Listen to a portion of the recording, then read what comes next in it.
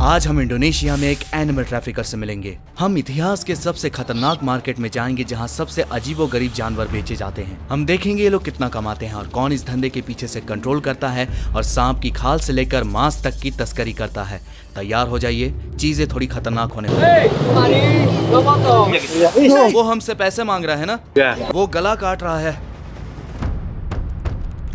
हम अब animal market place पहुंचने वाले हैं। ये दुनिया के सबसे अजीब मार्केट्स में से एक है। कहते हैं कि कोमोडो ड्रैगन यहीं से विकसित हुए हैं। यहाँ एंडेंजर्ड और गुरदान मिलते हैं और कुछ कछुए जिनकी कीमत $50,000 से भी ज्यादा है। दुख की बात है, इन्हें जंगल से पकड़कर यहाँ बेचा जाता है और कभी कभी तो खा भी लिया जाता है। मैं GoPro पहन रहा हूँ और कोशिश करूंगा कि ध्यान ना जाए। मैं तस्करों से दोस्ती करूंगा ताकि वो हमें दुनिया के सबसे दुर्लभ जानवर दिखा सके। मुझे जल्द ही समझ आ गया कि मेरा यह पहनावा बिल्कुल भी छुपा हुआ नहीं है, तो मैंने कैमरा छुपाने के लिए एक जैकेट पहनी। ये देखो, यहाँ पर सैलामैंडर या गेको है ना? ये अंदर है। इनका रंग देखो कितना अलग है।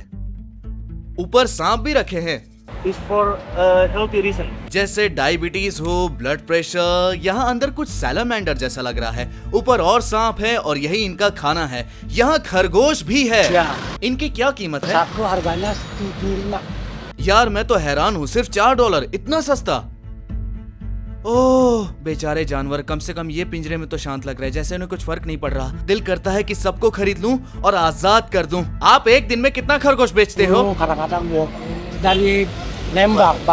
मुझे लगता है कि आखिर में ये जानवर पिंजरे में रहकर भी खुश हैं और शांत रहते हैं। आपको यहाँ जानवर बेचने में मजा आता है? हम तो सड़क के बीचों बीच खड़े हैं, ये लोग छुपे नहीं रहे। यहाँ ये सब नॉर्मल है और फिलहाल जो लोग दिख रहे हैं वो सिर्फ बेचने वाले हैं, शिकारी नहीं। वो बस ग्राहकों को इन्हें बेचते हैं। मुझे तो ये पागलपन लगता है कि इनकी कीमत बस $4 है। इसका मतलब ये भी हो सकता है कि बहुत लोग इन्हें खरीदते हैं और अगर ये बड़े होकर अच्छे ना दिखे तो उन्हें छोड़ देते हैं। इंसान कभी कभी बहुत बेरहम होता है।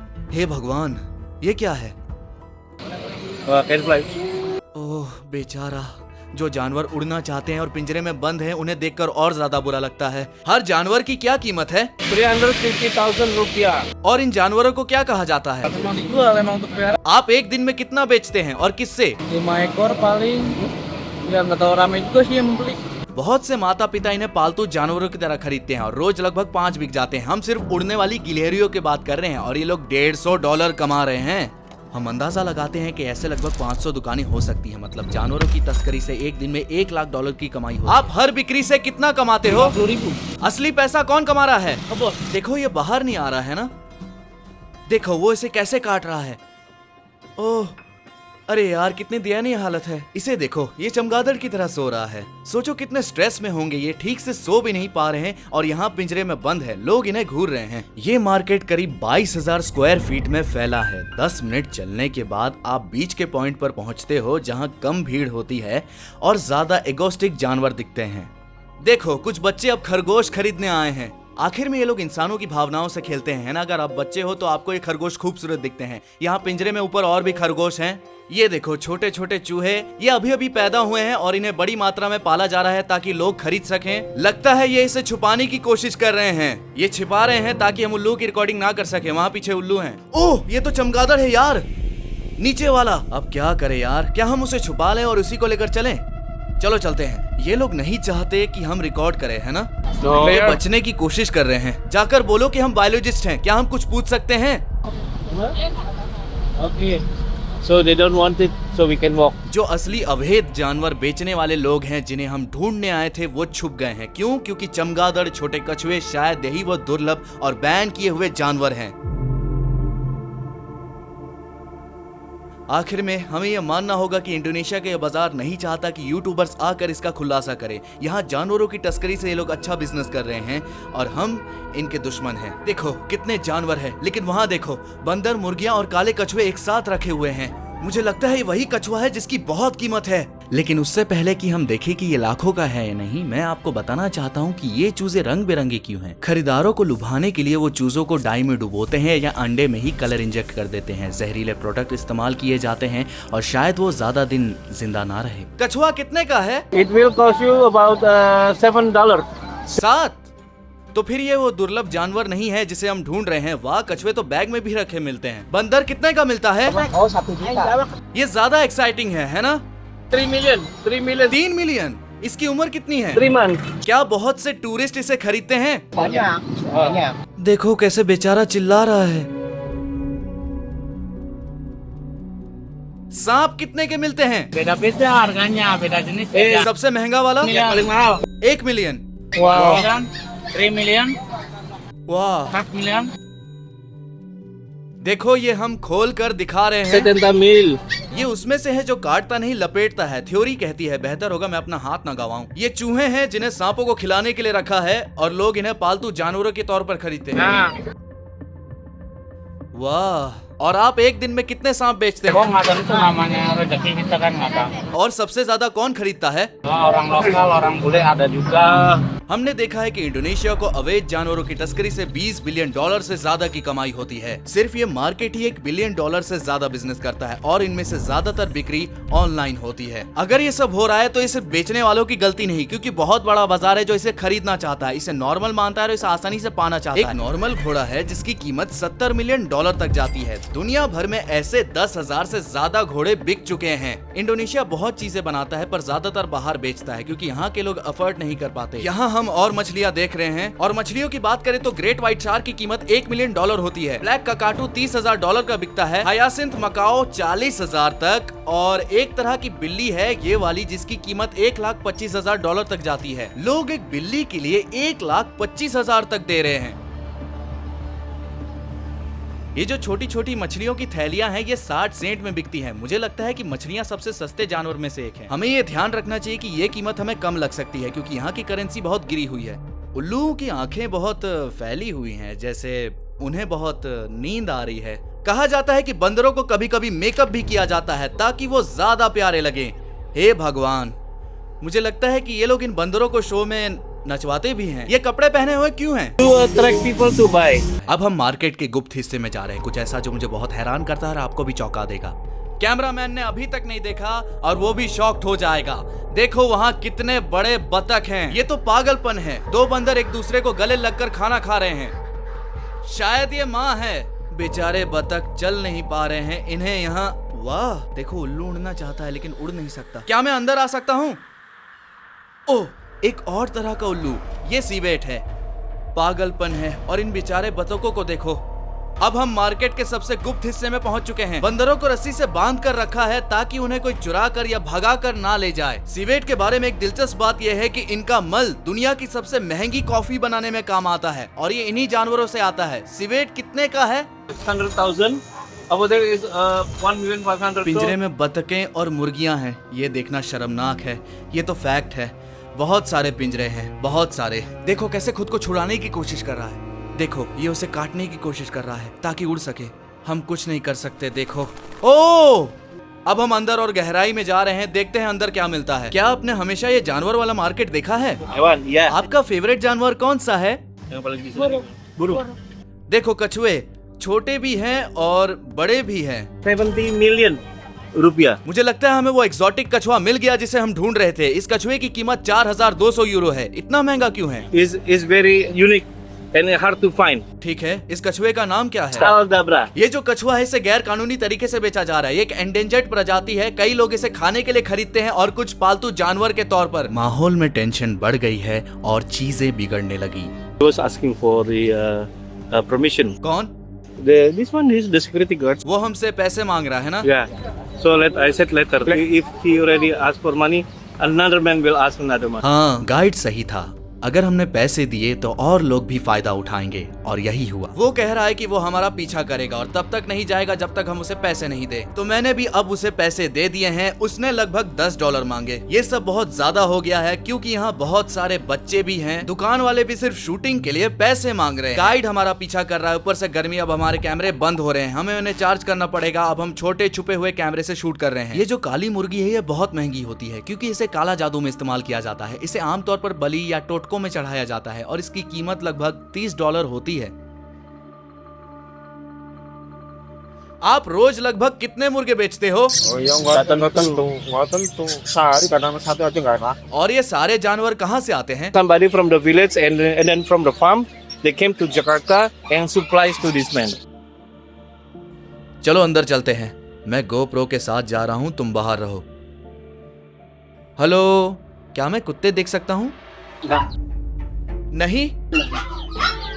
ओह, वो मुझे कुत्ते देखने नहीं दे रहे। नहीं हो सकता भाई, मैंने उन्हें अंदर देखा है।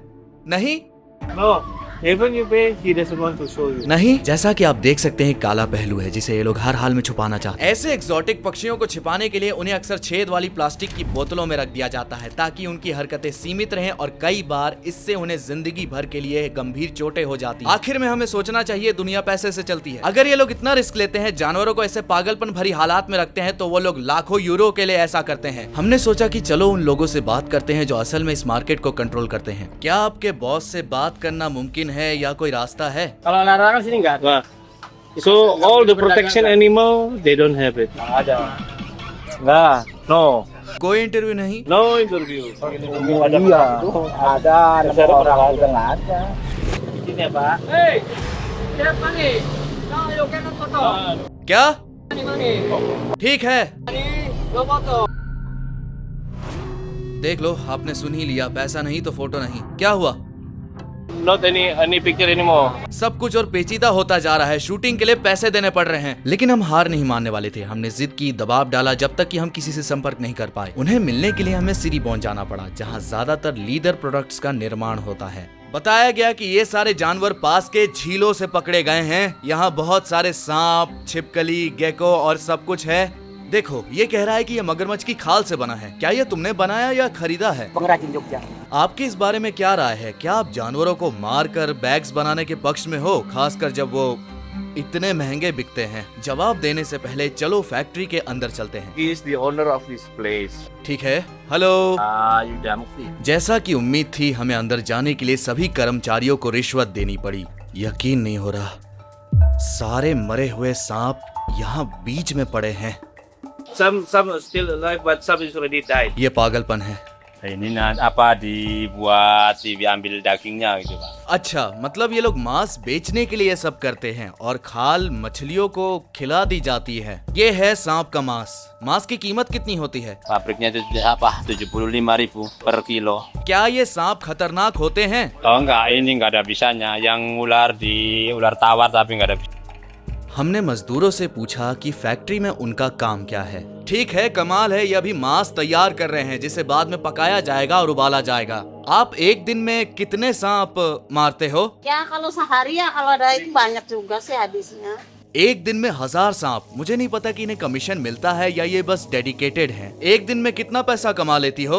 Harian. Kalau jam 4 itu 105. देखो कितनी मेहनत से काम कर रही है। क्या तुम्हें सांपों के साथ काम करना पसंद है? Ya senang lah gimana. एक दिन में कितने घंटे काम करती हो? Begitu datang jam 7 ya langsung pegang kerjaan. They are going to export it to China. Then the live snakes, they send it to Jakarta. आखिरकार चीन में सांप खाने में बहुत विश्वास किया जाता है। फिर आज रात हम एक ट्रेडिशन को अनुभव करेंगे जो इंडोनेशिया में रहने वाले चीनी लोग सांपों के साथ करते हैं। क्या ये सब लीगल है? सरकार इसे सपोर्ट करती है? Ya didukungnya ya yang kita yang diambil kita yang enggak ada. ये लोग एक महीने में लगभग 10 लाख रुपए कमाते हैं, यानी करीब $700। हालात मुश्किल है, मतलब इस कर्मचारी को पैसे देने पड़ते हैं। इसी वजह से यहाँ ज्यादातर फैक्ट्रियाँ बंद हो जाती है। मतलब ये इंसान सिर्फ जिंदा रहने के लिए सांपों का ट्रैफिकिंग करता है, लेकिन फिर भी ज्यादा पैसे नहीं कमा पाता। इसका असर तो बहुत बड़ा होता होगा, है ना? और हमें पहला ख्याल यह आता है कि यार ये लोग ऐसा कैसे कर सकते हैं, लेकिन ये एक अलग कल्चर है।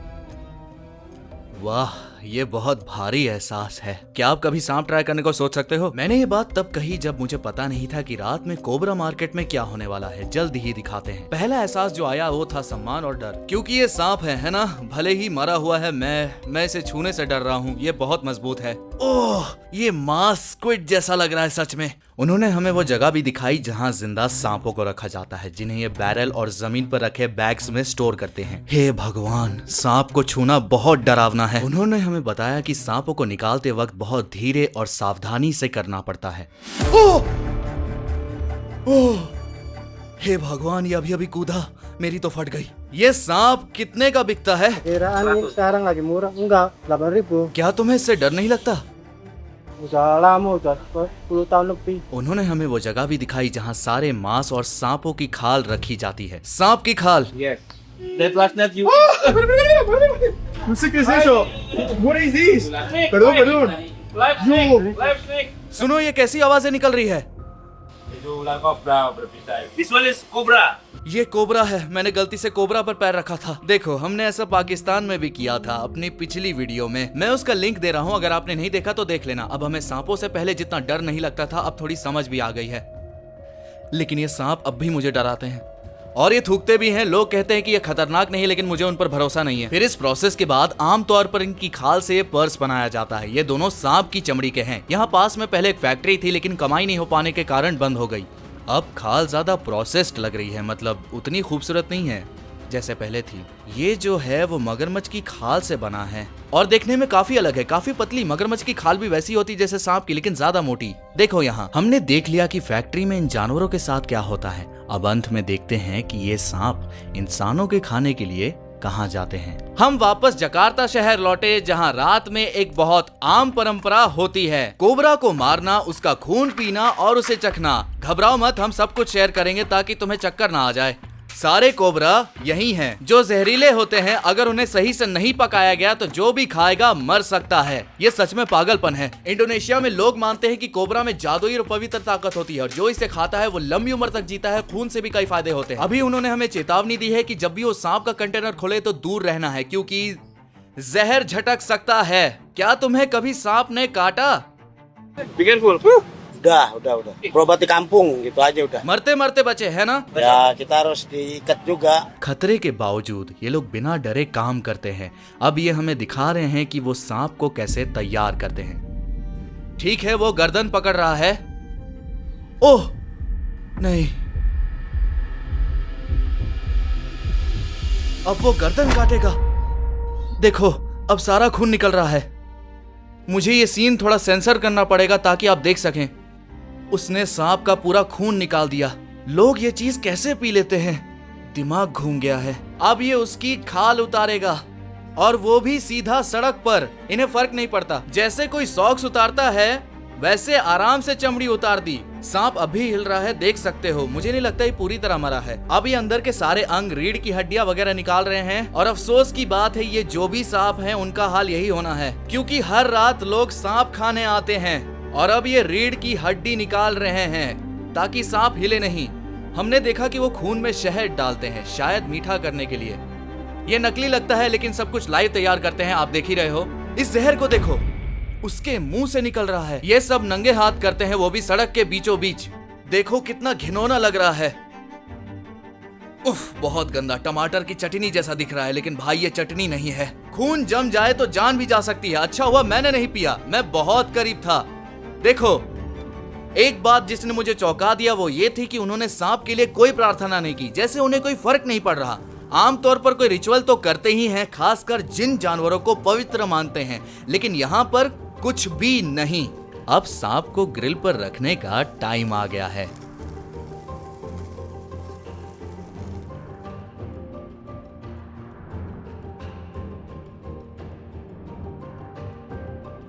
क्या लगता है एक कोबरा कितने का आता होगा? अब वक्त आ गया। कोबरा की कीमत है 10 यूरो। बस एक कोबरा की जान की कीमत यही है। मैं थोड़ा सा पीऊंगा और अगर आप चाहते हो कि मैं सच में खून चखूं तो लाइक करो। 2 लाख लाइक चाहिए।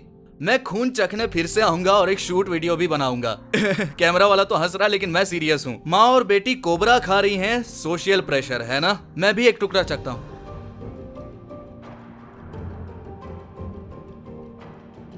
उफ, उल्टी आने वाली है। मुझे बिल्कुल पसंद नहीं आया।